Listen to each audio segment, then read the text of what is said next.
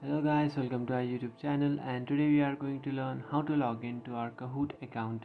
So let's get started. So if you want to log into your Kahoot account, what you can do is just open up a browser. You can choose any browser you like, and after opening up your browser you have to search for login Kahoot.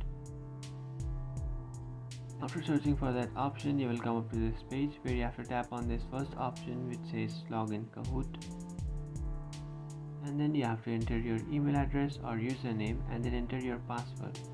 So just enter your username and password. After entering those details, just tap on login, and after tapping on login you will successfully log into your account. But you can also enter your Google account or your Microsoft and other options that you would like.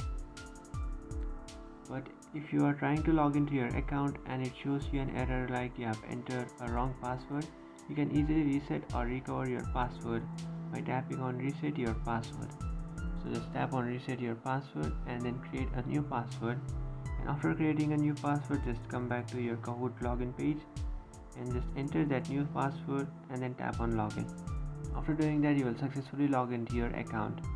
So that's it guys, this is how to log into your Kahoot account. If you find this video helpful, don't forget to like and subscribe to our channel. If you have any doubts, feel free to comment below. Thanks for watching.